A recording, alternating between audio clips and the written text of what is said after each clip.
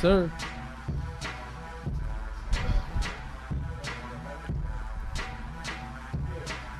All right. It's another Sunday night. Y'all know what it is. It's Money Marv and Company. My name is MrFU.com, and we here right now. Shout out to the table over there. We got the lovely Miss Brittany Marie. I'm your host, Mr. Sunday Night, Money Marv, man of a conscious thought. We're back. Another Sunday. Another Sunday. I'm glad to be back.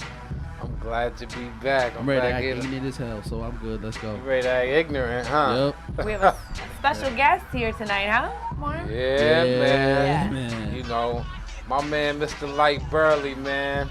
The master, the teacher, the student of the game of the 52 hand block, skull and crossbones.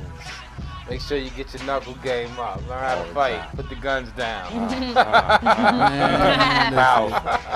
We even gonna say the Abbott of the 52 hand block. You might as well call him the Abbott real quick, because you know that's when you know you. I just watched a couple of videos. I was like, oh man, this man can snap my arm without even worrying about it.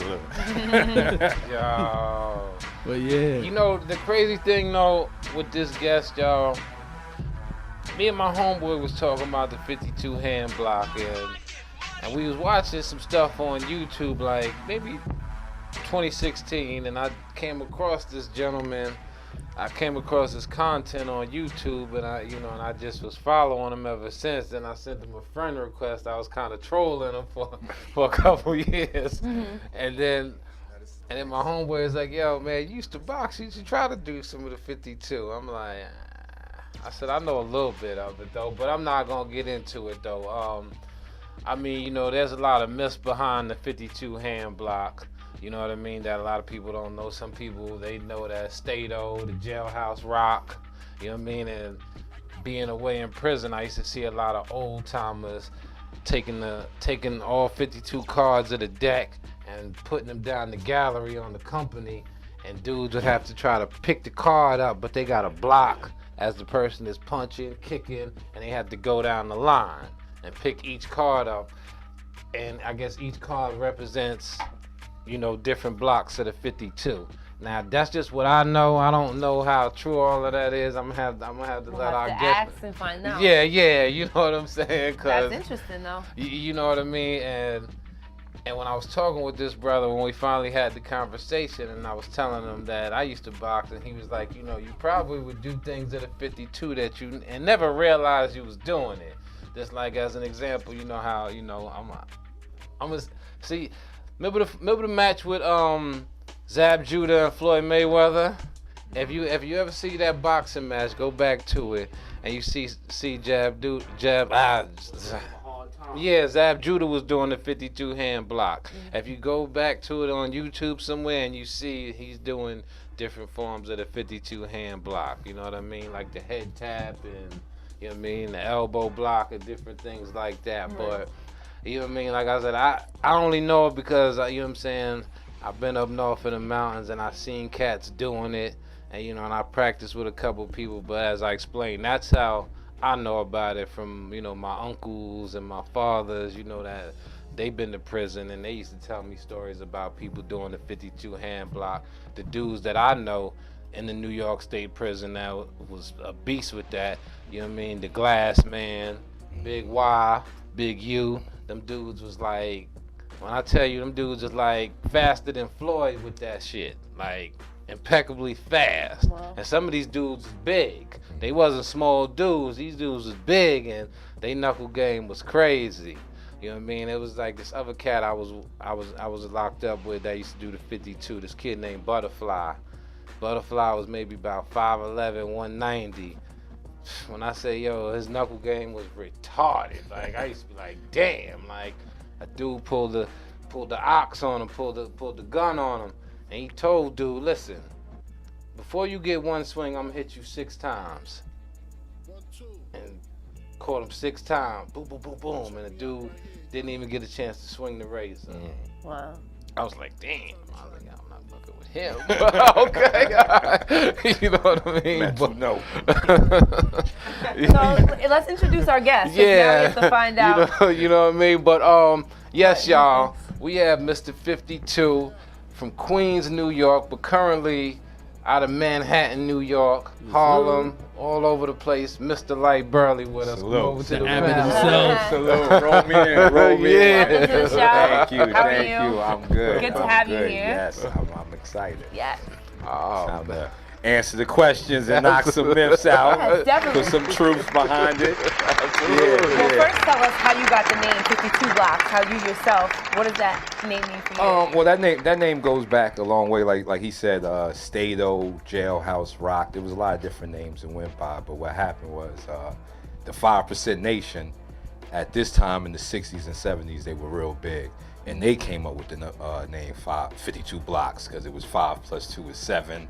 That's the God's number. So it kind of went with everything they were saying. Right. So it just happened that 52 is a sexy number, and I think that name it resonates more with people than Jailhouse Rock or Stato. Right. So, I don't think there's really no deep meaning behind it because there isn't 52 actual blocks in the system.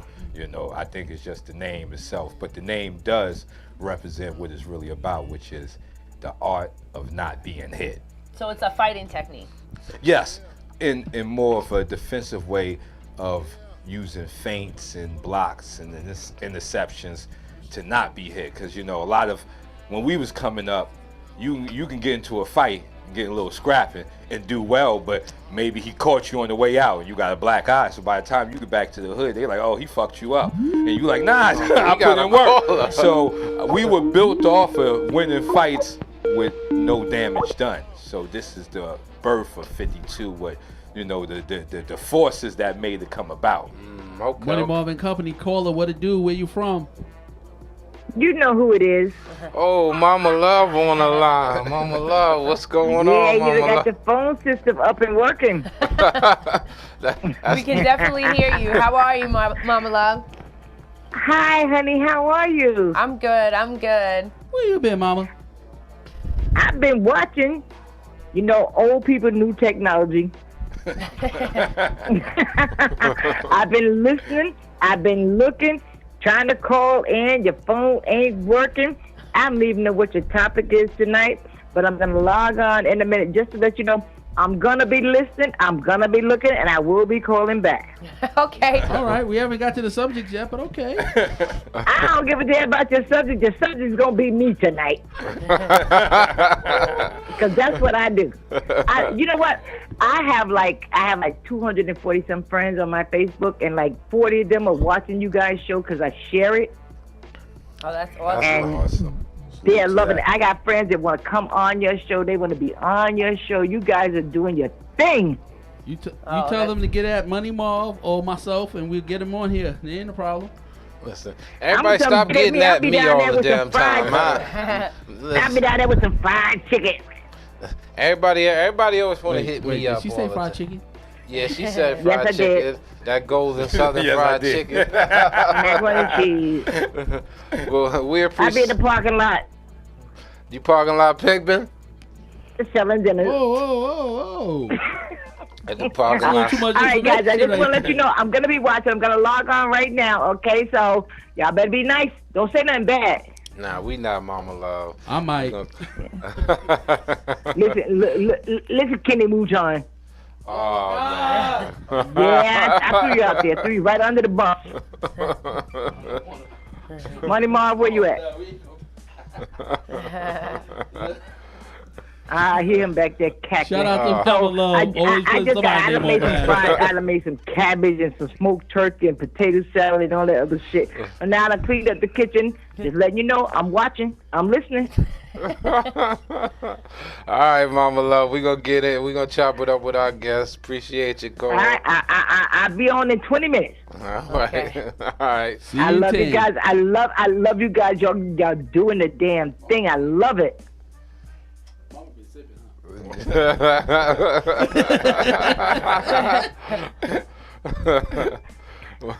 All right, guys. See y'all later. See you later. Ah man, that's All right, Mama bye-bye. Love, y'all. You know what I mean? Calling in. Okay, Mr. You know, I love you like a fat kid loves cake. I'm a big, I like to eat.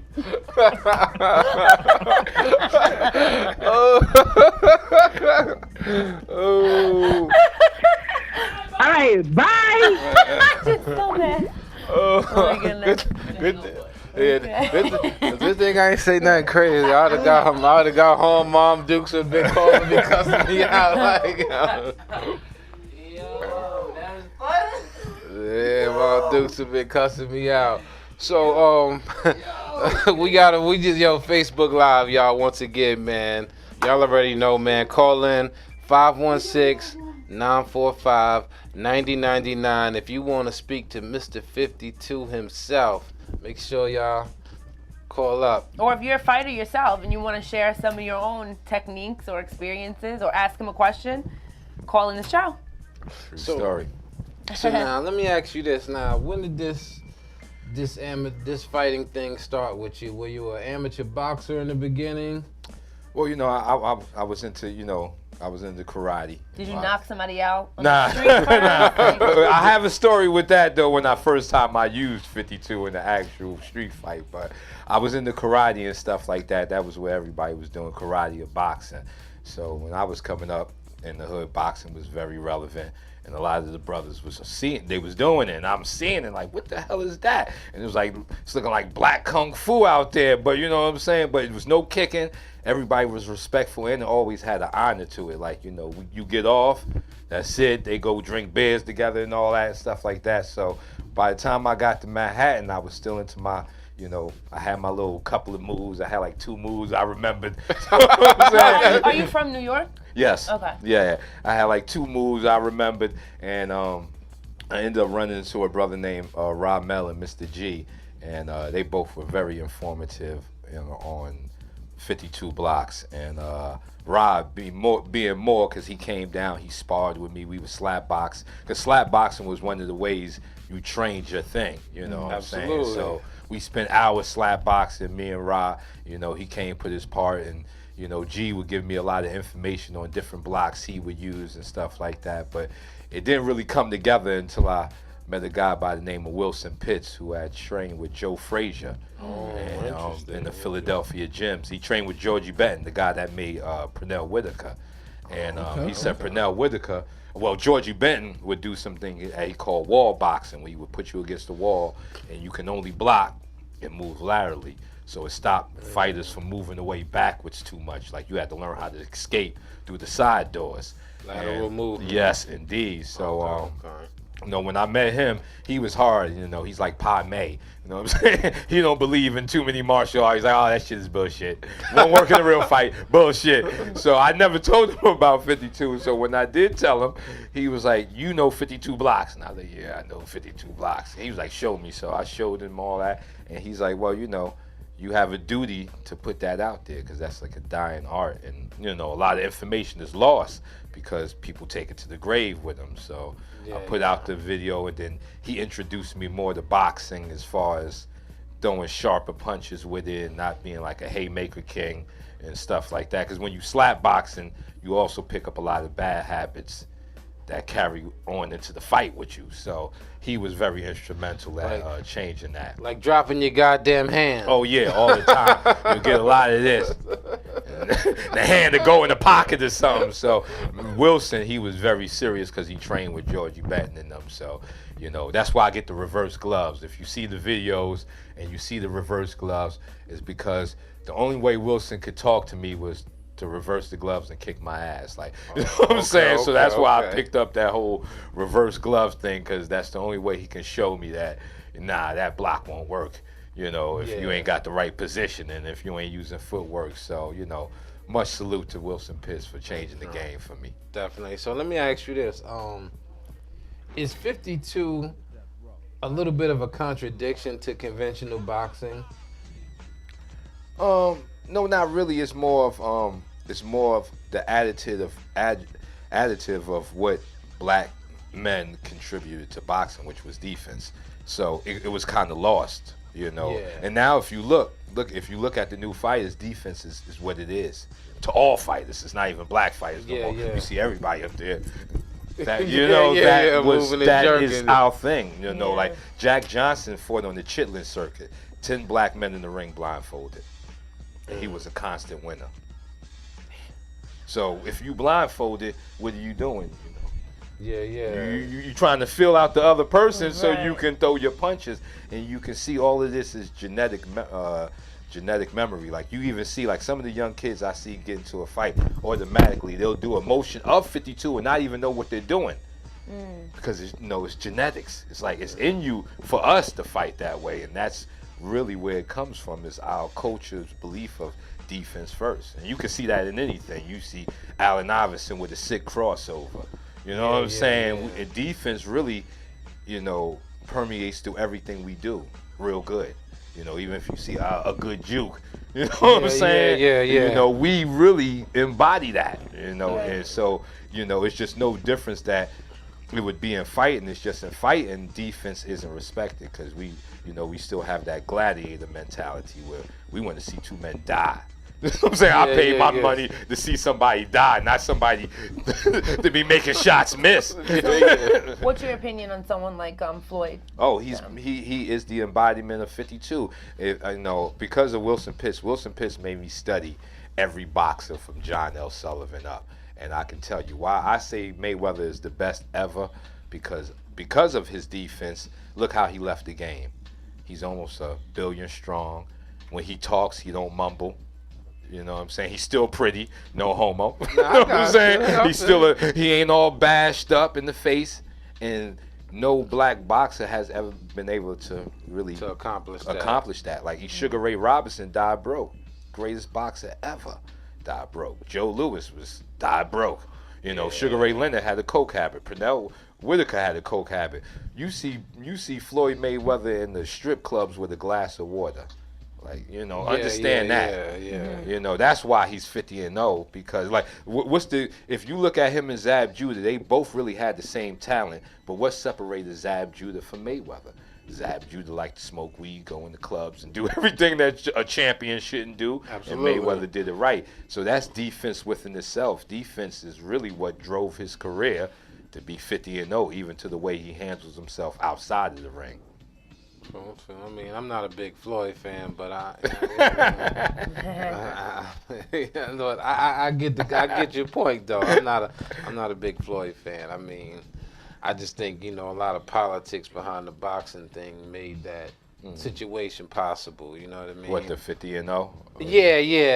And well, there's always a saying, and this has been a great saying in boxing that I think Angelo Dundee came up with. He said, "It's not made the best man win; it's made the best managed man win." So there's very few boxers in boxing that haven't been steered. True. And shout out to Al Heyman for making that happen. Al Heyman is the man. Like, he's the ghost. You got a lot of love Al Heyman. Like, do you ever see this man? I disagree with that because I think there's something to be said for anybody that's won 50 fights. Like, no, I'm a Mayweather fan. Like, I'm saying that to him. Okay. I can understand. I love Mayweather. Know what I'm saying? Like, I followed the man's career. Like, I get into arguments all the day because, like, one thing about defense is defense doesn't give off the manly art. Like when you go to a football game and your team is losing, you'll hear the crowd, "Let's go defense, let's go." Now, how come when your favorite boxer is getting his ass kicked, nobody breaks out into the chant of "Let's go defense"? Because in fighting, defense seems to be, "Oh, he's running." Yeah. He don't really want to face that man. But you look at Hitman Hearns and Sugar Ray Leonard, and they were having an interview, and Sugar Ray Leonard was high on defense. He's talking, he's smooth. He's like, I was doing this and this. And they said, "What about you, Thomas?" He's like, blah, blah, blah, blah, blah. So, you know what I'm saying? He couldn't even talk. He took too many shots to the face, shaking brain syndrome. Yeah. So, it's like defense is, it's getting its respect now, I think. And I think 52 blocks is really bringing along the fight of that.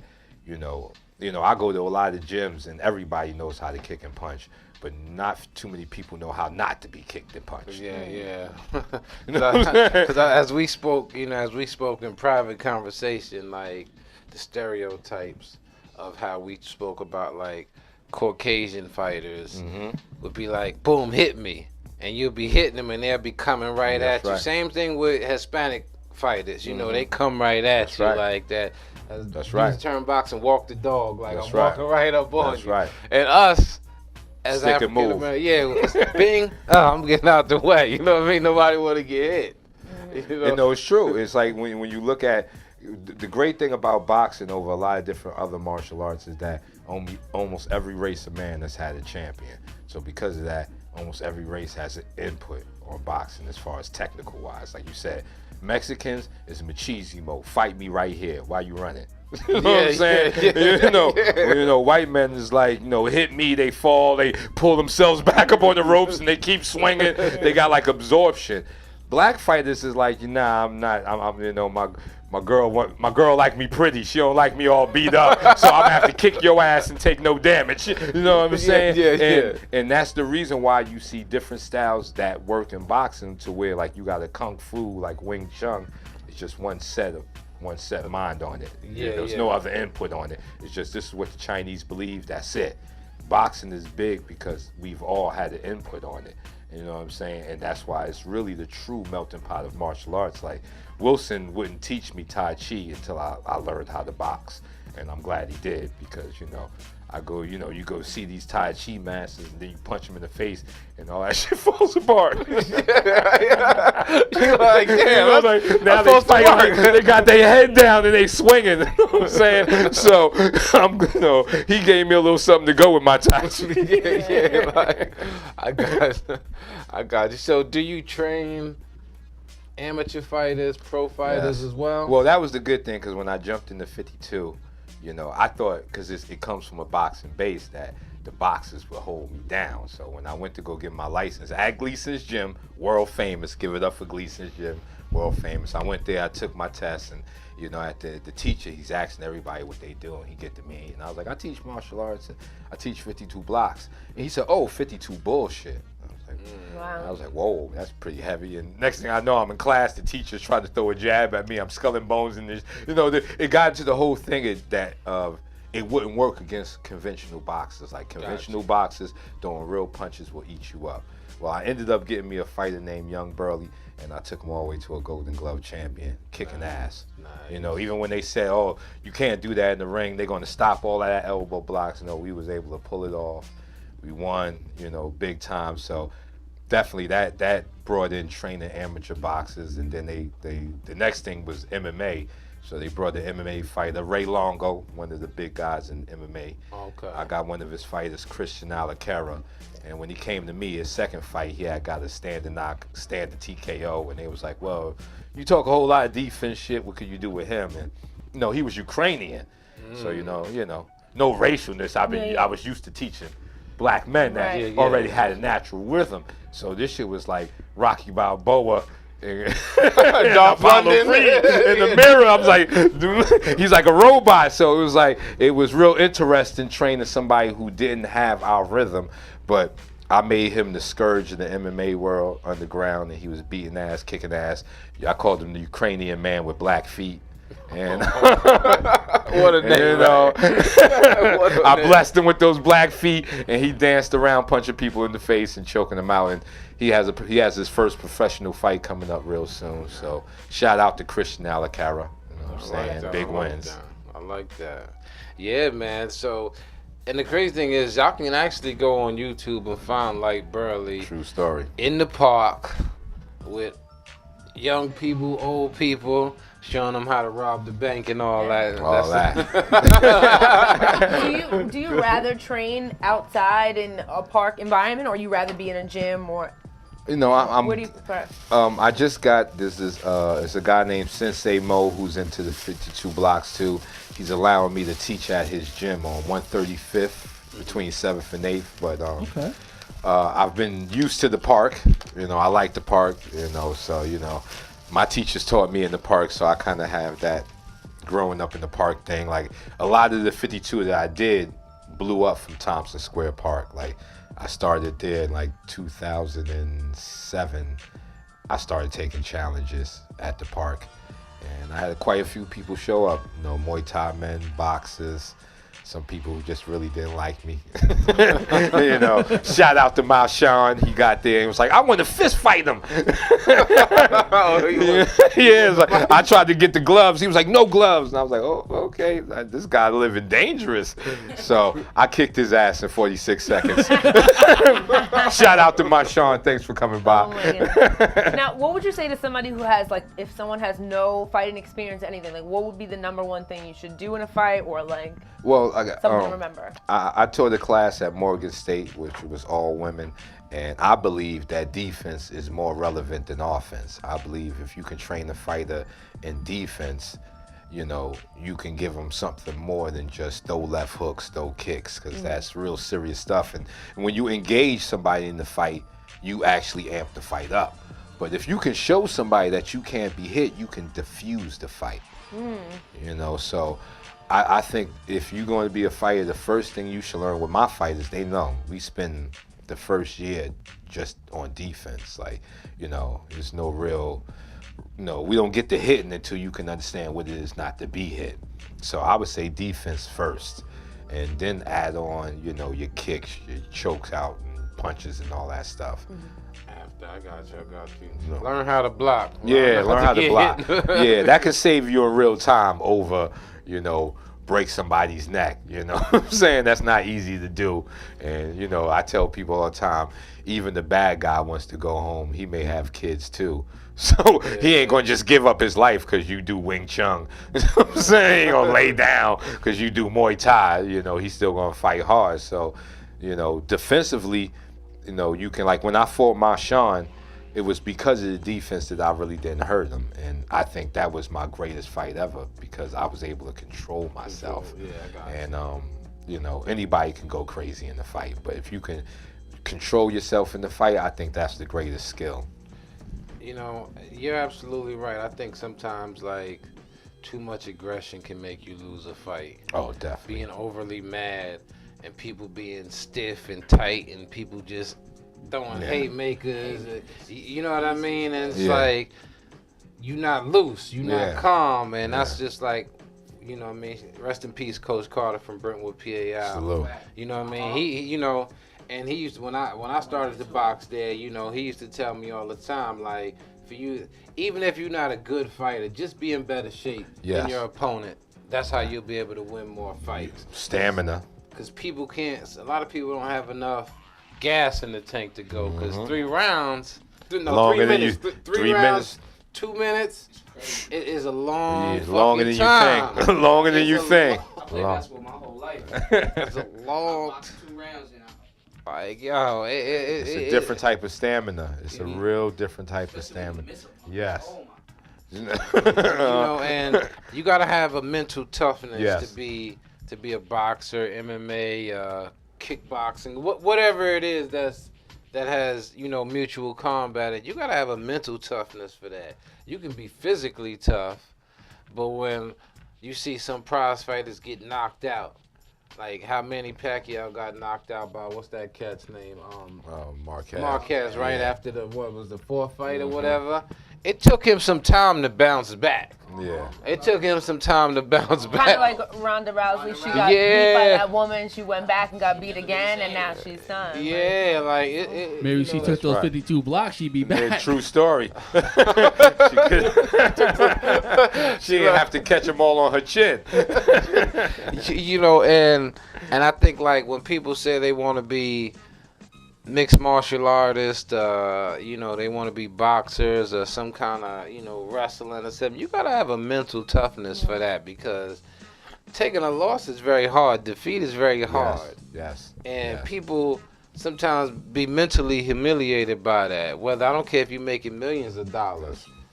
No, the mental aspect that goes into fighting is big. Like, you know, I've met a lot of fighters that you can go in there with the physical and everything, but if you don't, and that's what the amateur division is for you to learn how to take losses. You know, it's like some people go through the amateurs, maybe they never take a loss, but the amateur division is to start to understand what it is to take that loss and get back on the grind.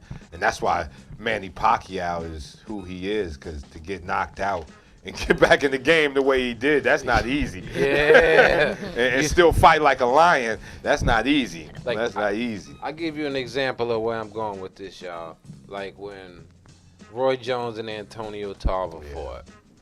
And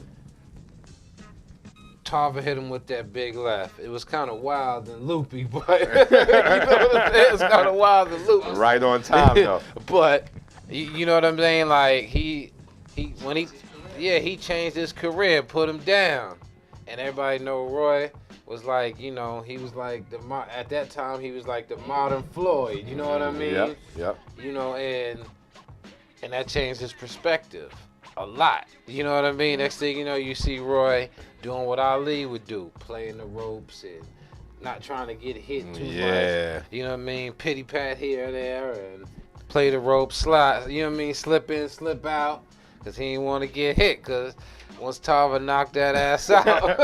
Well, Roy was surviving off a natural defense. Like, he was so gifted as an athlete. He didn't really have structural defense more than he had very natural defense. So when you doing that, you depending on your body. So he shot up the heavyweight. No, he beat up Tarver, shot up the heavyweight, let Tarver somehow bring him back down, talk him into another fight. So he cut muscle to come back down to a light heavyweight. So his body wasn't really in that fight. So he didn't have that natural Roy Jones thing that he always depended on. And that's the thing that makes, to me, which makes Floyd so great, is that Floyd had natural skill, but he trained like he didn't have no skill at all. And you get a lot of fighters that start laying up on their natural skills, like Roy. Yeah. And not, you know, because there was a lot of technical things that Roy did wrong, but he was so good he was able to get away with it. Kind of like, you know, Michael Jordan would travel and walk, but the refs wouldn't call it. Exactly. You know what I'm saying? So, and Floyd really did his off of hard technique. Yeah. You know, over just his gift, because Floyd's real gift was his stamina.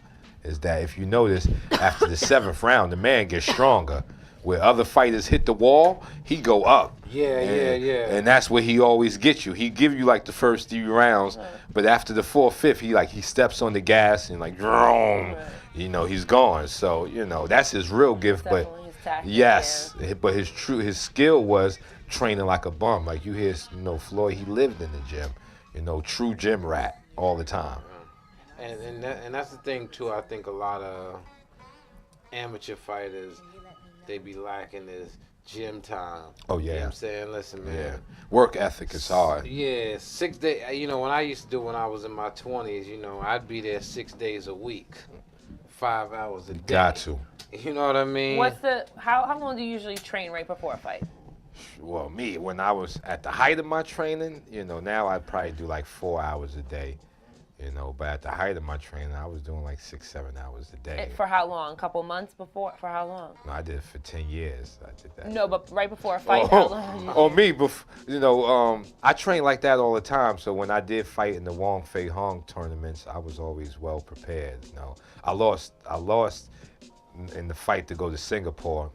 I was fighting a Russian to go to Singapore, and I lost in that fight by 1 flag. You know, could have went any which way. I think because he was the returning champion, they wanted him to go to Singapore and stuff. But I was always well prepared. You know, thanks to Wilson Pitts, that you know he put me on the path that you know you can't be a weekend warrior with this thing. Like, you know, like it's a full-time job. The one thing with fighting is like the kung fu hustle is.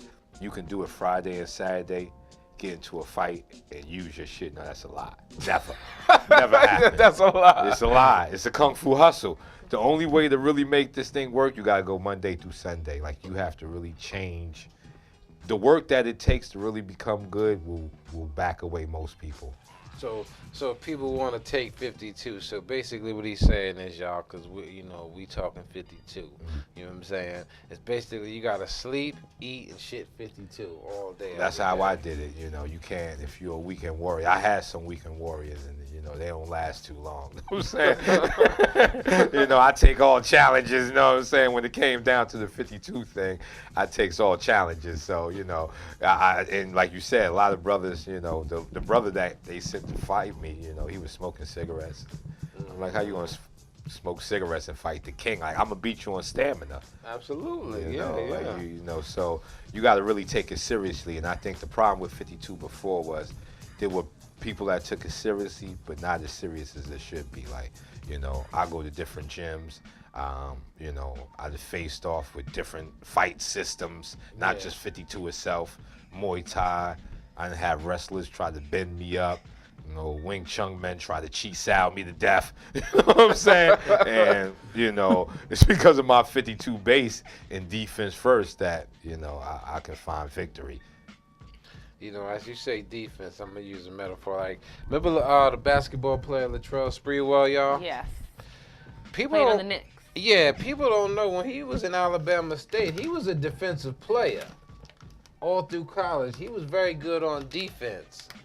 And when he got to the NBA and they started showing him to be more of an offensive threat, Latrell was a beast in his day. You know what I'm saying? Like, yes, sir. Yes, sir. Like, and I am a firm believer that, like, I used to play basketball and defense was like one of my number one things. Is like, you know what? Listen, all right, you may be able to dribble that ball and do all this, but you know what? I'm not gonna let you score. That's right. That's right. And the same thing is like hitting me in the face. I'm not gonna let you hit me in the face. But in boxing, there's offense wins fights, defense wins championships. Because at the top of the game, everybody punching. Yeah. You know what I'm saying? Everybody's scoring. When you get to the top, everybody can score. So what's going to separate you from them? Exactly, your ability to stop some shots, to stop somebody from scoring, and get that lead and never look back. You know what I'm saying? True, definitely. So now, when you teaching this 52 hand block now, I'm sure there's a fee for this, y'all. This ain't for free. You know what I mean? Man ain't gonna give his knowledge and wisdom. I got 1,280 something videos on YouTube. So I give it up, you know what I'm saying? I'm not one that's like, the whole thing with the other 52 guys was I'm giving away all the black man's secrets. So they attacked me a lot, you know what I'm saying? I had the new Black Panther Party call me and tell me like, yo, what the fuck are you doing? You know what I'm saying? What's going on? So I've had a lot of confrontational people call and voice their opinion. I hear everybody, but. And why do you think it's beneficial to keep training people and giving them the knowledge of 52 blocks instead of it just being like a in-house, jailhouse kind of thing or selective? Why do you think that it's important that you still continue to spread awareness on what it is? I think really for us to get our credit for what we've done, it has to do that. We can keep it in-house, but it's a lot of the things that we kept in-house got stolen. I got you. Because we didn't put it out there. Right. So by the time they put it out there, we came second to the race. Like, oh, that's how. But they had already put it out. So you can spin your story any way you want, but they beat you to the punch. Right. So my thing was not to let that happen, to beat them to the punch. And thanks to YouTube and all this social media, it's documented as a black man's art. Not saying that you can't get in. Just like Kung Fu. Nobody says, gets mad at the Chinese for Wing Chun being Chinese. They just say, I'm glad the Chinese did this. Like, we like this. So the same here is that 52, there should be more of a, I'm glad they did this over, this doesn't exist. Like, I get met with that a lot, is that, oh, this can't exist because people in the urban jungle, we're not that smart to come up with our own fighting system. Now, I'm sure different people with different skill levels hit you up in your DMs and they want to learn from you or train with you. Do you put your fighter through like a test in the beginning, like some kind of agility test to know what kind of level they're on? Like, have you gotten somebody who was like really starting from the bottom or scratch and you were like, oh God, what am I going to do with this person? Or like, how do you know in the beginning? Well, the good thing with teaching is like Wilson Pitts is the one that told me I should teach. I was really in it for myself. Like, I wanted my own excellence. And he was like, you should teach. So, you can grow the thing. But when you teach, and the good thing about teaching is that everybody's so different, you have to give them the same information in the way that they understand it. So usually everybody that comes to me, they have something they do well and something they do very bad. And we just work around that. I met one guy that when I met him, he was sitting down. And walked up and he was like, yeah, I watched all your videos, love what you do, ready for this lesson. And when he stood up, he was handicapped, like severely handicapped. Oh, shit. And I'm walking with him like, did he really watch my videos? Because, like, you know, I'm all about the footwork. And, but it was such a challenge that I was like, you know what, I'm going to do this. And, you know, I treated him like everybody else. And he came with me and his balance started growing better. So, you know, I don't think this, I think, you know, because of defense and the way I train people, there's nobody I can't train or can't give the information to. So I got a question. So, you know, because like I said, I'm a fan of this 52 thing, and I still love to fight here. Salute. Not too much, y'all. I don't be wanting to get arrested and stuff like that. Salute. You know, but I'd be honored to be one of your students if we bring the 52 hand block here to Long Island to Suffolk County. Salute. You know what I mean? And if we could make that possible, let's do it. Because Salute. I think like the movement that you have, and like I said, I've been watching you for a couple years via social media. Uh-oh, we got a caller. Who calling up now?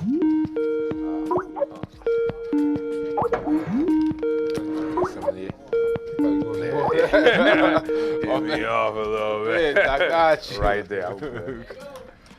Caller, what's your name? Where you calling from? Are you there, Mike? Huh? Mike? Who's Mike? Is that Mama doing a three-way? Hang on. Yeah. Hold up, Ma. Yes. You got somebody on the line? Yes, I do. Okay. Mike. Nah, that's my mother, homie. Watch that. Mike, are you there? Oh. Damn. I need to start drinking. Nah, I'm messing with Mama you. Love, we can hear you, but we can't hear Mike. I can hear you, dang. Ma. Okay. Nah, I'm Hey, messing I with don't know how to do the three-way because he said he called, but he couldn't get in. you. Yeah, So tell I'm him to gonna give call him the back. number 516-945-9099. That's 516 Nigga, you know I'm drinking. I can't make 99. Mama Love getting us That's what I do on Sunday night. I drink. Okay, give it to me again. 516 Mm-hmm. 945-9099. Yo, shout out to That's the year I Passport was Gentleman, born. man. You know what I'm saying? You know, shout out to Passport Gentleman for coming through, man. I'm just messing with you, little bro. Cause, you know, I had to say that to somebody one time. Like, don't be getting slick on the motherfucking phone. You know what I mean? That is my mother, and I would fuck somebody up for saying some slick shit in this motherfucker. Like, and I'm not just talking shit to talk no shit, and I don't mean no disrespect to nobody when I say that. But, you know, that's my earth right there. But listen, y'all, we just had an intermission. That was Mama Love, y'all. You know what I mean? To some of y'all know us Mama Ann. But yeah, Mr. Burley. So I want to bring 52 to Long Island, man, in Suffolk County. It's a lot of neighborhoods: Amityville, Wyandanch, Brentwood, Central Islip, Bayshore, Bellport, Coram River. A lot of people would like this, and if me and you could work on this together, Yes, sir. Let's do this. I think that's an excellent idea. In 218 right now, you know, my plans for 52 is to get some schools out there, because that's the big thing. I get hits from all over now. Like, you know, I'm in here in Wisconsin. Where's the block school? So, you know, we want to get this all over the place. We want this in Long Island, you know what I'm saying, Harlem, Brooklyn, Queens, New York, you know what I'm saying. We definitely want it in the areas where it's needed. Mm-hmm. You know, I did something out in Chicago, out there with the brothers out there in Chicago, and that was real big. And, you know, I went out to Cali and I spoke with some young men out of jail. And you know what I'm saying, I think the bigger message of defense goes beyond the physical. It's like you can start adding it to, you know, block bad habits. That's like what the criticism is with our generation, that, like, you know, people really don't fight or, you know, have physical. It's mainly, like, you know, weapons. So I think that it's great that you go to communities like that in Chicago where gun violence is so high, and teach them how to defend themselves. And for people who criticize your teachings, that would be something that I would say, is definitely beneficial. Exactly, and I think that's the route. Definitely, and I see that you go all over the place. Oh yeah, I've been all over. I see you be everywhere, I'm my everywhere. G, like everywhere. moving and showing people how to do this, man. Yeah. And they said I was scared. They said I wouldn't come out to their town or I wouldn't bring it. So I make sure I go to Texas. I go to Cali. For someone interested in working with you, what are the steps that they could take? Well, you can. I'm all over the place on social media. You can hit me up at my Light Burley 52 at Yahoo, Light Burley 52 blocks at Hotmail. Send me a video. Let me know why you want to be a blocker. You know what I'm saying? Why you wanted to come to your city, and I usually go off for that. So you'll go on like a tour. Oh, yes. Take me through this like a little bit so I understand. Well, I have a book coming out now on 52 blocks, and once I come out with the book, I plan to do a tour. It's many cities that can have me that want it. I plan to go through every place that I can get to. Right now, I looked up on my 52 blocks analytics, and I'm proud to say we're like in every country. We're in Uganda and Somalia. It was blew me back, you know what I'm saying? How far I just did an interview with Dr. Malgavis, I think, from I want to say Russia or Ukraine, and he wrote a book on South African fighting styles. So I'm gonna team up with him and add something to it. So I think right now we're going to have a lot of 218. We're going to be in a lot of different places. Coming up, we're going down to Alabama. Okay. So you're gonna start with 52 cities? Yeah, well, that was one of the things. Yes, we floated that idea around. Like we should do 52 cities, and if it's possible, I'll do it. You know what I'm saying? I want to go to the places that want us. 52 cities, 52 countries. Yeah, Is the style of fighting of how people, because obviously how people talk varies from state to state. Yes. So when you go, do you find that people in different states fight differently, or is there something definitely. people in the South do in comparison to? Definitely. The like South are more like cornbread, grit eating, drag you through the dirt type of fighting. So they're actually eating while they're fighting? Yeah, they're strong. They're strong. You know what I'm saying? That's what I can say about the Mideast fighters. They're very strong. And then down New York? south, in New York, we're more stylistic. We have swagger. Like, we want to beat you up and look pretty. You know what I'm saying? Keep our hat on while we kicking your ass. Like, so we have more of a swagger to it, and it's funny. It's all good because fighting is so your character. Like, to really become a good fighter, you have to find your character. Your personality. Yeah, your personality. And fit it behind that. There's a lot of fighters that didn't reach their peak because they may have been trying to be like somebody else. Yeah, like Joe Frazier in his beginning career, he was a boxer. Like, he was bouncing on his toes, and it wasn't until he went flat-footed and kind of seek and destroy that he became smoking Joe Frazier. Yeah. So you got to kind of find your characteristics behind you. And the one thing I like about 52 blocks is you can find yourself. Like, you can be passive-aggressive. I met aggressive defenders that kind of ran at you with the skull and bones, and me, I'm a kind of clever fighter. I'm not really an aggressive fighter. So that's the good thing, is that your whole person comes into the fight. So basically, what you're saying is 52 is basically a counter mechanism to a person's offense. So if I'm over here firing off, excuse me, Britt. You So have now to block that. like, Stop that. I'm just messing with you, homie. Like, so now, a person who's an outside fighter, right? If he's using, an outside boxer, not so much a person that's on the inside, and they just pecking away, double jab, triple jab, clean overhand, right? How do you defend that now? But they're moving at the same time. Do you move with them, or wow, we got another call. We got a call. Okay. Hope somebody asked the man a question, right? I'm here for that. Caller. Money Marv and Company. Cut the bullshit. Hello? Cut the bullshit. Caller, where you calling from? What's your name? Listen, y'all gonna have to do some nephew Tommy shit. Like, I'm gonna give you some friends' phone numbers. Y'all call them niggas and they ready to talk to you. What? What happened? All you not people about new to smoke, technology. though? We can't do three-way. We can't do none of that shit. I got 5 friends calling me telling me I can't hook you up with them. I can't get in touch with Kenny. I can't get in touch Listen. with Tony. How about little pretty Brittany? Fuck that. Mama We're gonna do Love. some nephew Tommy shit. Mama Love. If you look in your Facebook Live, your Facebook Messenger, I sent you the proper way to call in.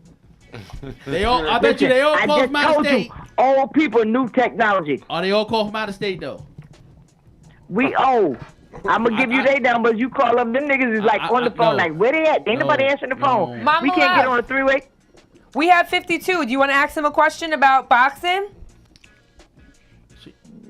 I tell you what, I'm gonna give these niggas the numbers. I'm She telling been them. drinking. Wait, say that She again, been- Brittany. We have 52. He's telling us some of his fighting techniques, and he's in the studio today. Listen, I'm an old bitch. I believe in cutting people. I will shoot you. We're not gonna fight. I'm too old to fight. I'm just too slow to run. Listen, I'm too weak to listen. fight. I will shoot you. All right, Mama Love. I left the number for the people to call in your Facebook Messenger. Just look in there. It's there for you. They're not dialing 1 because they out of towners. I can tell you that right now. You know, you ain't shit. You know that, right? No, because you're saying they're trying to call in. I bet you all the people you tell to call in ain't dialing 1 right now. They just dialing the straight number. And you know what? You absolutely right, because they I old. rest my case. So you good? Yeah. They old, just like me. So I'm gonna tell all these niggas, y'all trying to call, you got to dial 1 before you dial 631-5167. Before you dial That's what it is. 917, They're dialing six. dial 1. If they're dialing 631, you know they way out of town. Yo, man. It's 516-945-9099. I sent that in your Listen Facebook to this. Messenger. If they got a 234 number, you know they old. We will. Oh God. Damn, 2, 3, 4. That's That's like having a Wanda's number That 6, is a 3, 4, Wanda's right? number. No, that's the y'all. That's the y'all. 582. Them niggas is old. Yep. The world, right? Like, yo. Now, now. You don't even see them phone numbers no more existing. Nope. 348, 234, and 582. They old. That's mom, Kitty's grandmother. Whoa. Yeah, I said it. Yo, Rest in peace, Grandma. Mama Love, Yeah, we love you. Don't drink too much. Don't hurt nobody. Don't cut nobody. Nick, what you trying to do? Get off the phone. You like you got a lot of friends. Everybody calling Yo, you. but we try to get some people to call in. You the only one that can get through on the line. That mean they ain't really calling. But you know, I just want to say thanks to everybody that actually supports us every Sunday night. All the people that follow us, that are with the Money Marv and Company movement. You know what I'm saying? And people that's with the OMF TV. Yeah, I'm about to fuck it up again. Y'all know what I'm saying? My bad. I'm getting a little nice. I'm getting in my cup real quick. You know what I'm saying? Getting in my Money Marv cup right now. So I have a question, Mr. Burns. Yes, sir. Before the 52 hand blocks, I heard you was a aspiring artist. Yes. Rapper? Wow. Yes. What kind of artist? I signed with Wu-Tang Records. I signed with Really? Razor Sharp Sony, and you know, Wu-Tang was really digging my stuff, and I actually thought I'd be on stages holding mics instead of ducking punches. But you know how life do you. Life give you lemons, you make lemonade. Okay. But you know, definitely I was to this day I'm still working on some new stuff to go with some of the new DVDs that I got coming out, because now I can kind of, because I have a following, I can kind of make music at my leisure now. Right. It's not like, No pressure. yeah, please listen to my demo. Yeah. No, so, you know, I actually have some new music coming on, so, you know, I wouldn't say that was in the past, but I'm still with it. I'm still doing it, you know. Yeah. You know, hip hop and 52 blocks go together. Like, there was a time where they were, in the hood, they were doing the same thing. It's just that hip hop kept growing, and 52 blocks, you know. So were you like performing and doing shows and Oh, things, well, different things yes. like that? Well, we did some shows. I had performed at home base. I did a couple of shows, but I had a good friend that was he was doing the stocks for Wu-Tang, and he heard my stuff and took me over there and played it. They was in the meeting. He cranked it up real loud, and Divine came out and signed me on the spot. So, you know, that's always a good story to tell. And I do, if you go on YouTube, I got 2 videos up that I have made. Okay. Okay. Nice. So you got some bars? Yeah, well, you know, Up Rockin' and 52. Come on, Faith. Up Rockin' and 52 kind of go together. There's some movements in Up Rockin'. Okay. You want to give us a? Oh, you're going to have to let me get a little bit more of my cup. I can give you a taste. It's been a minute. I've been throwing more left hooks than grabbing mics lately. So I seen back in 2009, New York Times had did an article. Yeah, salute. And someone else about the whole 52 Yes. thing and all that. Yes. We had a good brother come down in the beginning, and he put out a whole good article. He did a half and half articles with one of the guys that really didn't like what I was doing. Oh, and, okay. It was Faris Daniel. I ain't scared to name names. Yeah, that's you know what I'm saying? we do. We name drop a name call up here. The We drop names bartenders. 'cause they ain't gonna call. Yeah, with bartenders, you know, and it was at the time when they was doing big stuff. They were doing the bartender thing, and Giant at the time was working with Faris Daniel, who was doing the 52, and they decided they wanted to kind of be like the 52 block police, and they wanted to decide who could do 52 blocks. So we had this one big meeting, and they was all there, you know. And I'm not an intimidating brother, you know. I don't look, you know, I ain't got scars on my face. You know what I'm saying? I don't look too. So they was like, no, you shouldn't be the face of 52, because they felt like it should be someone that looked like, I guess they went to jail, or you know, or more of the whole, you know, street thing going on. So Had the image to look. yeah, it had the image to look to go with it. So it was a big thing with that, and it went on for years where they, you know, they were trying to sabotage me, and they were actually calling out the places that I was going to, and telling them like, no, you shouldn't have him there. He's a fraud. And a lot of places I would get to, like when I did the thing in Chicago, it was with Chicago PD too. So, you know, Dominic Izzo, shout out to Dominic Izzo. He had me out there, and because they had called, he had military there and a whole bunch of guys to test me to see who. Oh, okay. You know, See if you was the real deal. yeah, they had an MMA fighter there and all that. So after I kicked everybody's ass, they paid me $1,500. Shook my hand. Alright, that's And how everybody you do slapped me on my back, took me out to eat. It was beautiful. It was beautiful. I salute to that. See, damn, haters is everywhere, right? Yeah, the Not haters just is hip hop everywhere. either, right? You can't avoid the haters. Matter of fact, if you ain't getting hate, you ain't doing something right. You know what I'm saying? You can't be really on your job if you ain't got no haters. And True. You know what I'm saying? Because somebody got to go against you, you know, to say that you being seen. Like when I knew 52 Blocks was blowing, so I went on YouTube, and there was this Puerto Rican guy, and he was acting like me. He was like, you know, I'm doing 52, but really don't hit me in the face. And like, it was like some comedy shit. And it was real funny. I laughed. But until you get like spoofed, Right. you not doing shit. You know what I'm saying? So, you know, you take all of that stuff. Like, you know, we had one guy named Philip Elmore, and he's a guy that writes articles about 52 Blocks as a myth. There's no way it could exist. And, you know, so, you know, but it's brothers like him that bring people to me and, like, you know, to check out, you know, why they are so upset. So, you know, like I said, if you ain't got hate, you ain't doing something right. True, definitely. And make sure y'all go to lightburley.com. All day. You know what I'm saying? That's where you can find all the DVDs. exclusive 52 DVDs.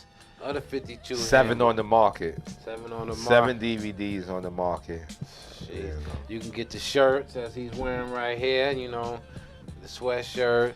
I'm sure you got some jackets. Yeah, some I got the hoodies. jackets, you know, so- hats and all of that. So all of the apparel at lightburley.com. 52 Blocks Info is my new website. You can find out where I'm going to be at, my next seminar places.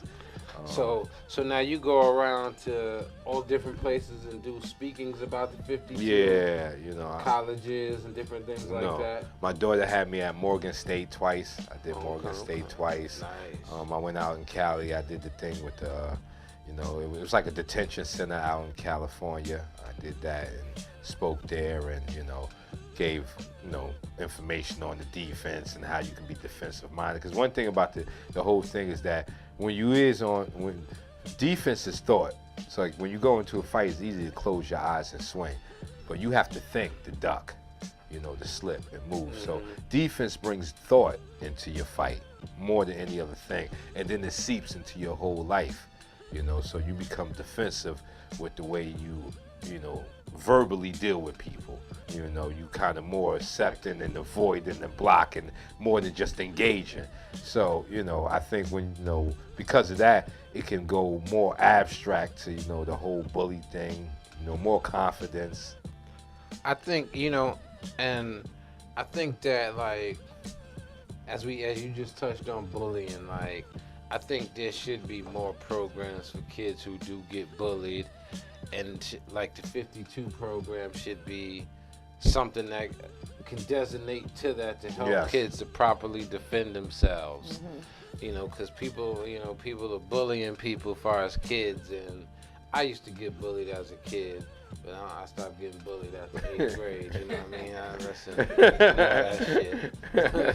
You know what I'm saying? Well, we all run into that. I think, I have brothers that were stronger than me that, try to put a little intimidation factor down. I think that's part of growing up, as a man too. That's one of the things you're going to face. And that, to me, that's the good thing about 52 is that defensive confidence is stronger than any confidence. Like when you can't be hit.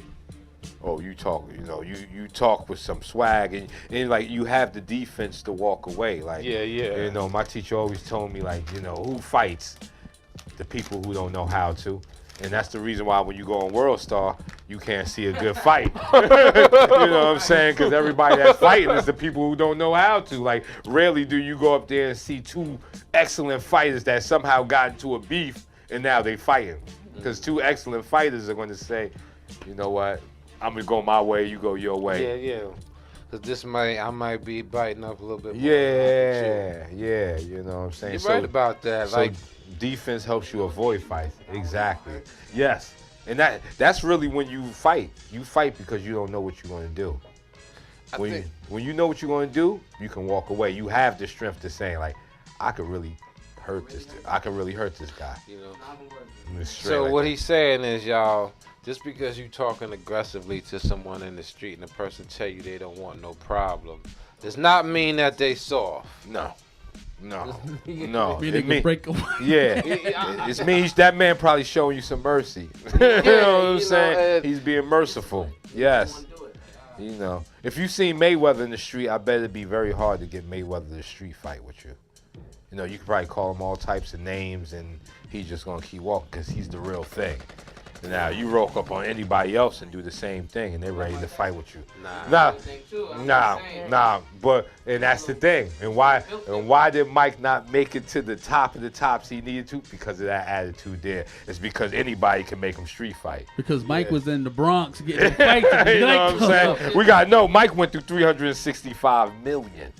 And that was like Brewster's Millions. So if I had to, I'm gonna ask you this question, Mr. Burley. Your top 5 martial artists of all time.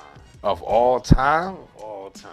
Whoa, that's a strong one. But everybody's gonna go with Bruce Lee, and I gotta go with Bruce Lee because, he was so game changer. He was a game changer.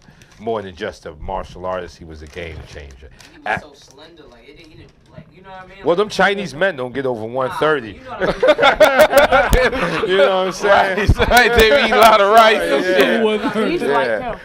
Thinking of a fighter, like people be thinking like you gotta be super big. Hold up a second. Since you talking, grab the microphone. So because we ain't gonna have you background talking. Talk on the mic. I'm just saying, like, a lot of people, when they think of fighters, they think like you got to be a little bulky and like you got to be just. Bruce Lee just had that natural movement, like.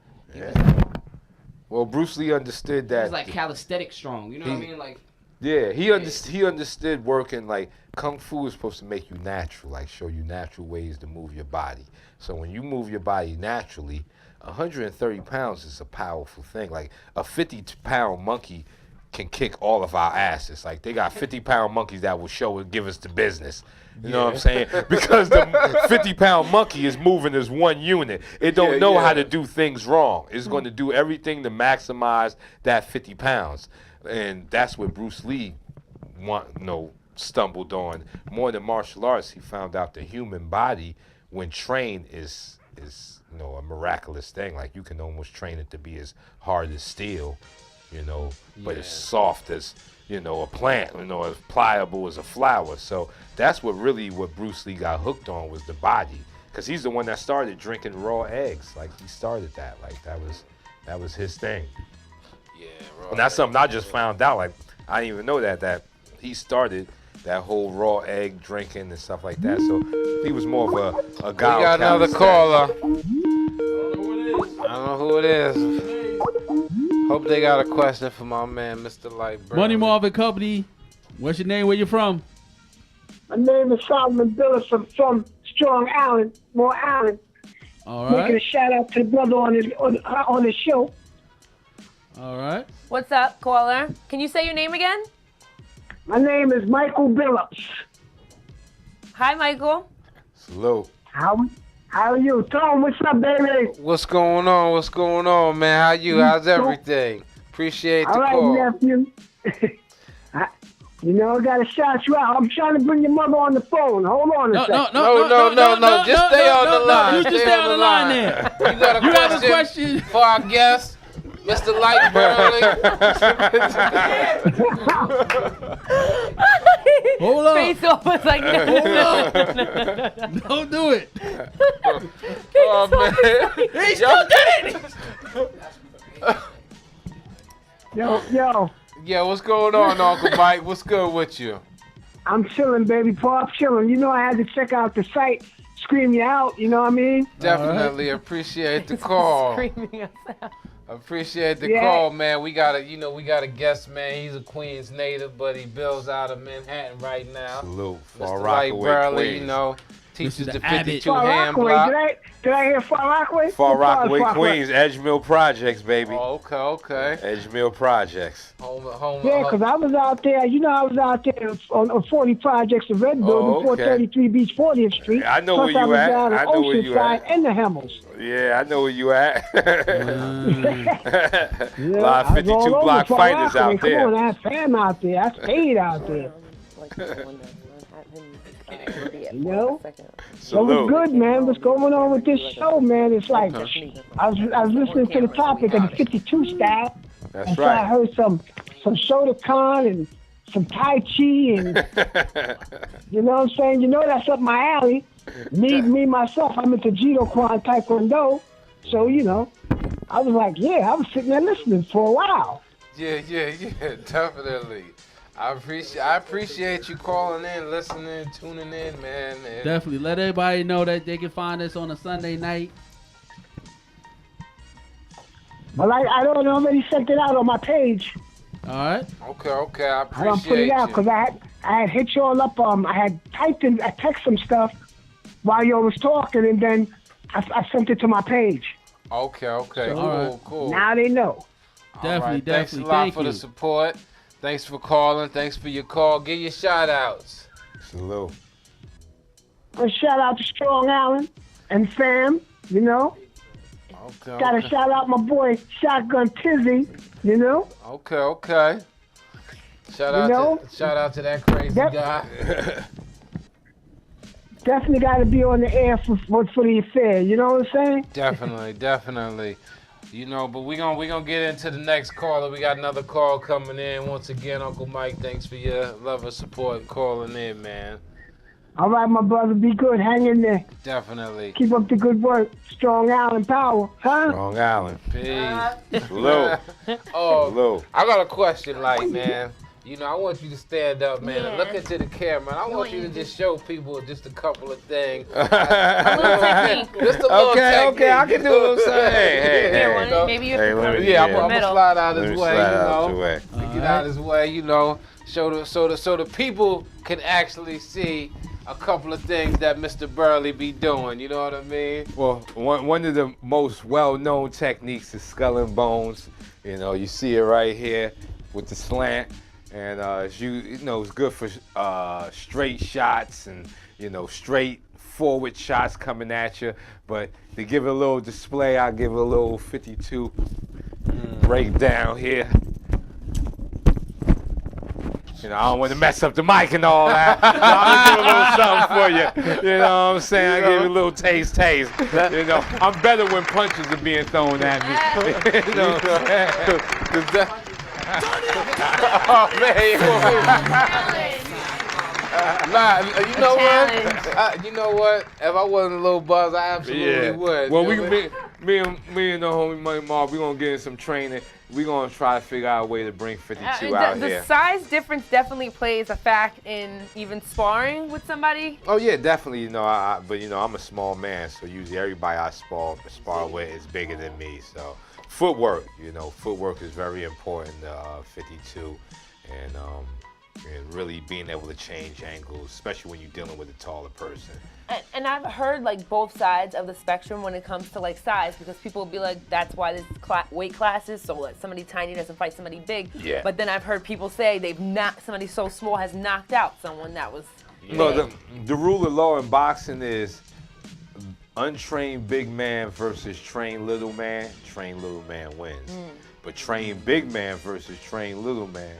Right. Big man wins. Okay. So if we see Mike Tyson fight Mayweather, as good as Mayweather is, it would be night for him. You know, when Mike Tyson touched him, because they're both trained fighters. Right. Okay. Actually, you know, Mike actually used to do some the martial arts in some of his fights. Well, he did 52. Mike, what people don't know is Brooklyn is really the home of 52 when you get to the four boroughs. Like, no other fighters, no other borough has really put 52 blocks on the map other than Brooklyn. So it's no wonder that you've seen Zab Judah use it against Mayweather. And he's a Brooklyn baby, you know what I'm saying?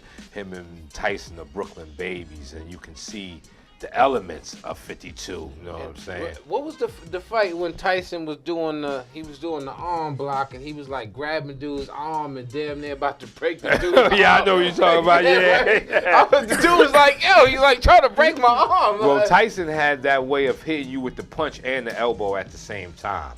Now, he had that good punch-elbow combination that can that can come off of 52 block fighters, you know, that are using the elbow. Because the elbow is is usually the blocking weapon, but when you get close to a person, it becomes an elbow strike, you know. Okay, now I seen another guy online. I think his name was Born Just Allah. You familiar with him? I seen a couple of his videos on YouTube, and I was just wondering, did y'all paths ever cross? No, we never crossed, but one thing I always give respect to the boxers.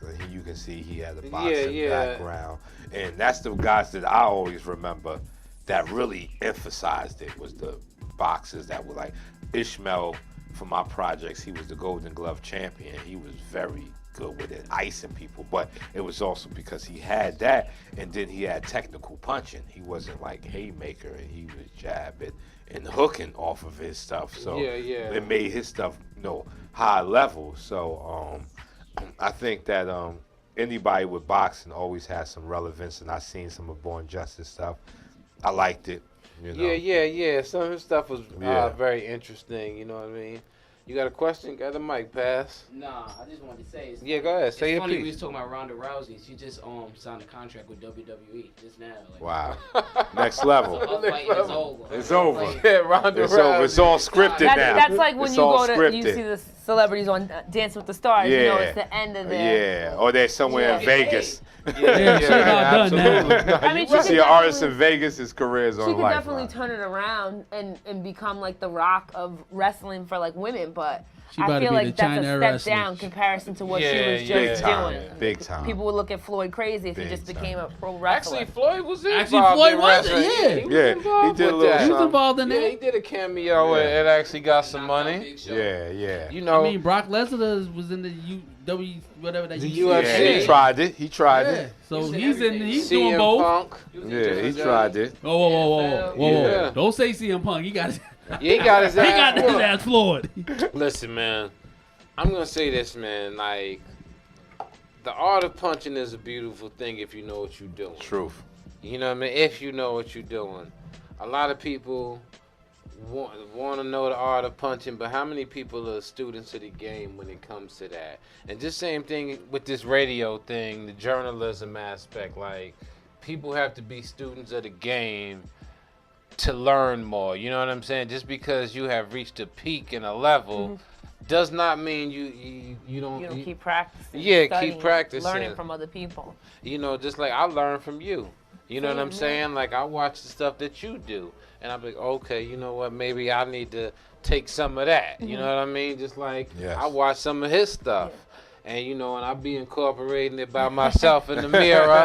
You know what I mean? And, that's what's up. But it's just, but that's just what I do. You know what I mean? It's like, you know, Coach Watkins from CI High School, Mr. Watkins would always tell me, the way you practice is the way you play. All the time. You know what I'm saying? And a lot of people, oh, I'm just playing around. Nah, ain't no playing around. It's the same thing as if you trying to be a wordsmith or lyricist. You know, for me, freestyle is practice. You know what I'm saying? And if my freestyle ain't good, then that means when I'm trying to do the, you know, do the masterpiece, it ain't gonna be good. Exactly. You know, and I think it's like, you know, you have to train your mind to being a student of the game, always wanting to learn. You know what I mean? Even if I may not hang with you every day, and I may see what you do, I can actually pick something up and learn. All the time. I think one of the greatest things I got from this 52 block thing is the journey itself, because I've met a lot of good brothers on the path, and they, you know, they all have information. I met one guy upstate New York, and you know, you do these round-shaped movements, which are on with 52, and he said, "Do you know what that's about?" Because he studied hypnosis. Okay. So he's like, when you make round-shaped movements, the brain can't ignore them. Because you engage what's called the superior colliculus. That's pretty much your spidey sense. It's what, like, you know, something goes past you, like, yo, what was that? Yeah. That's your superior colliculus. So when you making these round-shaped movements, they cannot ignore you. Gotcha. They're trained, they're locked in. Even though they may not be looking at you, they're locked in. So because of that, their attention is distracted. You can steal off a shot. So he was able to add scientific words and explanation to things that I was already doing. Right. And I think that's the biggest thing is that, you know, I sparred the Las Vegas state champion, and Mayweather just signed him. That boy is 4-0, knocking people out. Much love to Rolly. Keep knocking people out. Keep the KO season going on. But I sparred him, and I gave him information, you know what I'm saying, on what he should be doing, and now he signed to Mayweather. Not saying that the information I gained was so big that, you know, Mayweather signed him, but just to have a piece in that, to be able to spar a young warrior like that and give him something, and now he's going off and he's winning, is big. You know what I'm saying? You got a question, DJ Face Off? Nah, I got beside the music aspect, I like everything. I watched the YouTube video, so I got a little educated before you walked in. And, I just like the way that you go out in the parks and you show them how you go out in the parks and you, like, you know, even though they don't know something, I know you catch them in the back of the head a couple of times. I'm just looking at them like, damn. You give them the rabbit punch, right? So, for a person like me that would be trying to do it, what would you show me? Because, you know, I'm a, you know, fluffy guy, you know.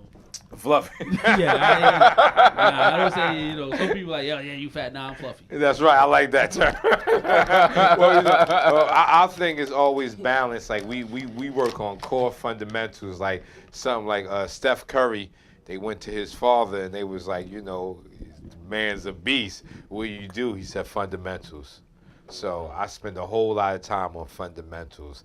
I think once you embrace and master the fundamentals, you can add whatever you want on top of it. Like, if you got balance, you got good reaction, you're responsive, you know, you're quick over fast. Like, there's a lot of intelligent words that change when you become a fighter. Like, strength becomes power, speed becomes quickness, reaction becomes response. You know, I like that. So, you know, when I think in my fundamentals, I train those things, and then I put a 52 top on top of it. Like building a house. We spent a whole lot of time on the foundation, and then we put the the fancy house on top. Right. You good money, you know. And I think too, it doesn't matter if you're a skinny guy, fluffy guy, medium-sized guy. I just think that if you discipline yourself mentally, the physical will come as time progresses. Yes. You know what I mean? Like, I'm a fluffy dude. Don't walk past the camera gun, go all the way around, do a parameter. Yeah. Okay, yeah, get on the mic. Yeah, hit the parameter though. He never gave us his top 5. He stopped. Oh yeah, that's true. Yeah, hit the parameter, That's pass. true. Hit the parameter. That's Go true. back out. That's true. Let me go into that. No, So we gonna go with Mr. Light Burley's top 5 martial artists. Top 5. Bruce Lee. Number one. After that, there was only one man that came behind. Like, they had a lot of people that tried to take the Bruce Lee crown, but there was only one man that came after that, and that was Jim Kelly. Fire, baby. Jim Kelly, straight like that. You know what I'm saying? Okay. After I come with Jim Kelly, I gotta go with a Moses Powell. So salute to Moses Powell. Baby. The one finger rollout. He was like 200-something pounds doing one finger rollouts off of tables, and all you heard was his gi hit the ground. After Moses Powell, I gotta give salute to his student, Master Lil Jon, because I met him, Master Lil Jon, creating great students. And then, just because, I met him and he really ain't treat me too nicely, but I still respect him, and that's Michael J. White. Okay, yeah. But he ain't treat me too nicely.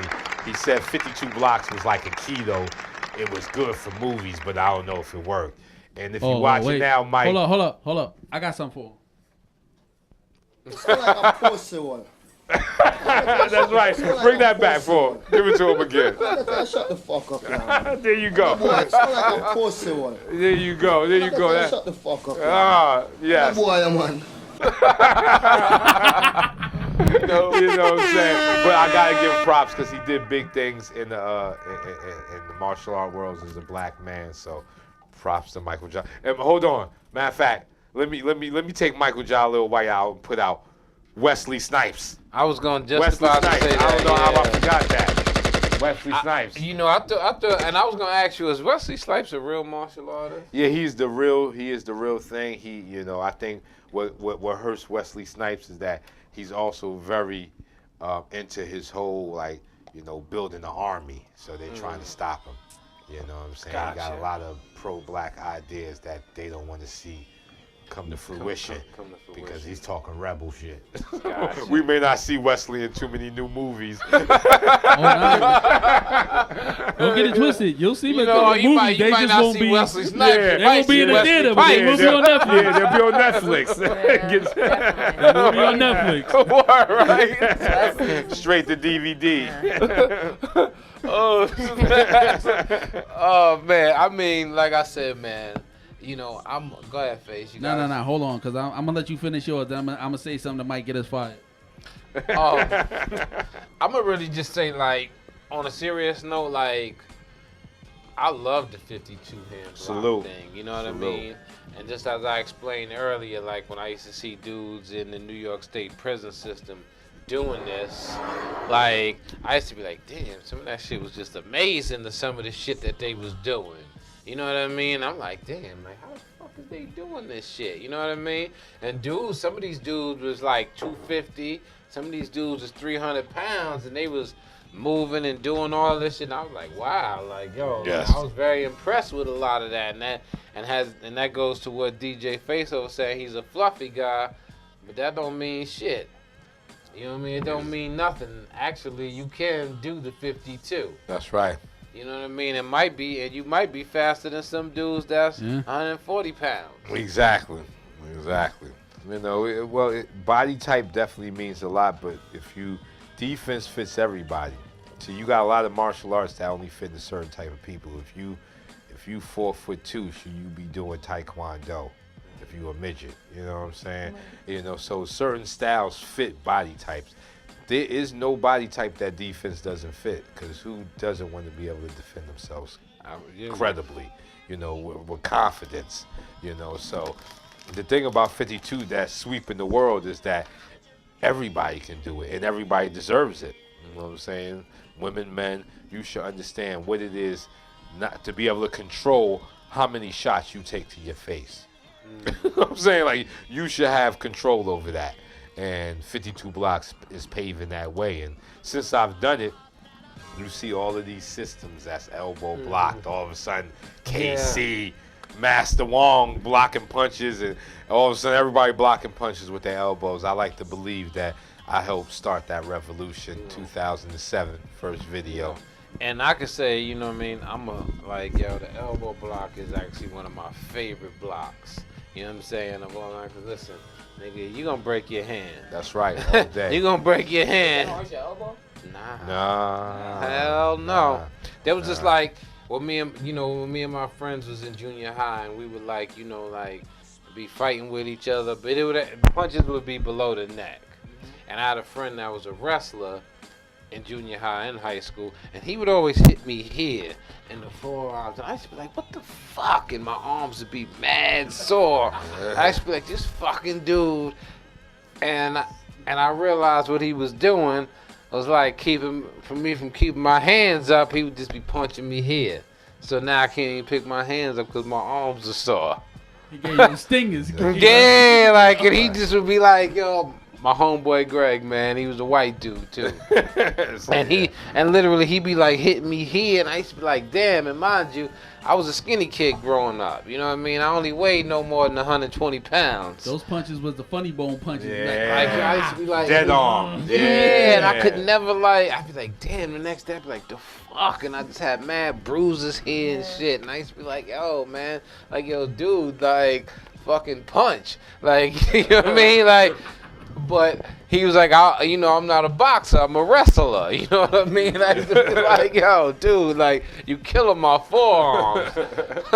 But same thing like when Roy Jones fought Montel Griffin, right? Oh, that was a good fight. And Roy kept hitting Montel here. Yes. And, in this area here, and dude couldn't lift his arm.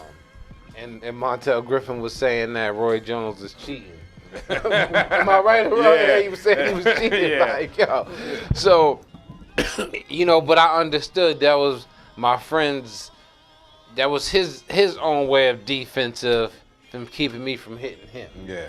You know what I mean? Like, and I used to be like, what the fuck, man? Why this dude? And he would just, and I was like, that's all right. good coaching right there. Yeah. His coach told him, if you get you know what I'm when saying? you rabbing that man, give a couple of That's shots in his arm and That's you right. drop to the floor with him. Like, yo, I used to, my forearms would be killing me, dude. And listen, like as a kid and facing those, dude, I was like 120 pounds most of my life. And I was like, damn, dude, like, yo, listen, dude, I ain't no big dude. I can't be taking all the punches to the forearm. But, and just like, me and my brother, we used to slap box all the time. Oh, that was, bringing it up, like, and, we would do it at night under the street light. And so at night, you couldn't really see what the fuck was going on, as you say, being blindfolded. That's right. I seen a couple of those night fights. Oh, man, I've been in many of those. Many of those. So real quick, Mr. Light Burley. So now, explain this 52 hand block book. What can we expect from that? Because when you drop that, you got to come back here I'm first. gonna come back here first. And the book, the DVD. I got a DVD going with it. A DVD on sensitivity. I know I do a lot of videos where I got like a basketball between my legs and I'm rolling one on my arm. So I decided to put a DVD out on that information that's going with the book. So it's gonna be a book / DVD. But the book is breaking down like the first 20 blocks. I break down the footwork that goes with it, and I break down the backstory to it, which is, my journey inside the martial art world, as far as like the fights, the non-believers, the the whole, a lot of the backstory. Not too much of the backstory, but a lot of the backstory of the people who didn't believe that it was relevant or that it wouldn't be this far. When I started in 2007, they said that's going nowhere. That's an urban myth. There's no way it's going to get off the ground. other fighting systems are going to challenge you, and Yeah. you ain't going to have no answers. No, I still got it to the day with the wrestlers, like, what if I grab you? And so, a lot of that, added up to where we at now. So the book is going to cover a lot of that. It's going to cover footwork. It's going to cover specific techniques. And then in the back of the book, I got the whole system written out from 1 to 52, which is something I never did. Okay. I got a new DVD coming out, which is the last DVD. I put out 5 DVDs, and I wanted to put out 5 on the 52 blocks, with each given 10 blocks, and the last one being the last 12 blocks. So that's what I'm working on now, is the last one. Okay. I'm hoping to get Jada Kiss on it. Shout out to Ludacris. He supports what we doing. I went out there. I was able to meet Luda. He came fresh off Fear Factor. First thing he says, like, I watch all your videos. He wants me to help bring a school to Atlanta, Georgia. So stay tuned for that. The hookup, me and Ludacris, ATL, bringing 52 blocks to Georgia, And that's a black stronghold. I mean, like, it's Chocolate City out there. So, I'm a win out there. I'm expecting big wins in Georgia because, support the team. Support the team. I got you. I feel you, man. I mean, like I said, y'all, listen, here's what we're going to do, right? We're going to bring this 52 hand block thing to Long Island. Money Marv himself, because a lot of y'all know me in the streets and y'all know how I give it up. We're going to do one demonstration, me and Mr. Light Burley. Yes, we're going to do this at the Central Islip Rec in CI, 55 Clayton Avenue. Salute. And me and him going to get together. I'm going to go grab my fast feet thing that I put around my feet so y'all know how to stand, you know what I mean, properly. Sure. That's and right. we're going to get together and we're going to do a demonstration. And, Oh, that'd be nice. You know what I'm saying? Only if Mr. Light Burley answered the damn phone when I call him. That's a true story. I spend a lot of time in the park, so if you call me, leave a message. Huh? Yeah. We gonna listen, man. We got Light Burley here, y'all. And Facebook Live, I know we gotta go. So Light Burley, let them know where they can find you before we end this Facebook Live. lightburley.com, 52blocks.info, lightburley52blocks at hotmail.com, lightburley at Yahoo. Hit me up, send me a reason why I should come to your city. It's seminar season. If you don't know, Light Burley ain't got no problems popping up in your dojo. I ain't scared. So send me your reasons why I should be there, and I'm there. Hashtag your city. NYC, baby. There you go. Harlem, baby. Harlem, we in the house. Queens, we in the house. Far Rockaway, Queens. 52 block fighters, all my family out there. Salute. And once again, y'all, go to the 52 Hand Block merchandise fan book page. Follow him on Instagram and all that other good Yes, stuff. Sir, I'm there. Follow Miss Brittany Marie, because Salute. when I'm in the building, I'm building with the lovely Miss Brittany Marie. You know what I'm saying? And make sure you follow my man A Visuals, Mr. OMFT TV, Instagram.com. Make sure you follow DJ Face Off, Instagram.com. Salute. Do not follow me. He said, He's in a bad mood again. Do not follow me because I might add you, I might not. Because I've He's been in a getting a bad lot of mood. No, I've been getting a lot of crazy people on my list. Yeah, lately, you gotta watch that. I Thank get you. friends. Yeah, I get Yeah. all types of crazy see, friends. I gotta watch Listen them to now. Yeah, you gotta So watch that. y'all, and we're gonna get into the ride with DJ Face Off. And once again, I'm gonna leave Facebook Live with this right here. This is my quote for Sunday night. Happy Salute. Sunday to all.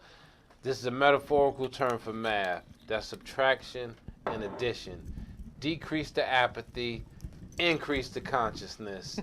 Peace and love. That's our time. Facebook Live. We will see y'all next Sunday night. Salute. 10 p.m. to 12 a.m. Eastern Standard Time. Make sure you go to StrongIslandTV.com and make sure y'all switch over to StrongIsland.com, StrongIslandTV.com, and check out the ride with DJ Face Off. Light Burley ain't going nowhere, so He gonna be here with us to end that segment of that part out Salute. of the show. Like Burley gave me that 16 on site. I don't know what y'all talking about. Facebook Live. Y'all gotta make sure y'all go to StrongIslandTV.com to catch Mr. 52's 16 bars on site. All right. Peace and love, y'all. That's our time. Happy Sunday from Mr. Sunday Night and Money Marv and Company. 5-2.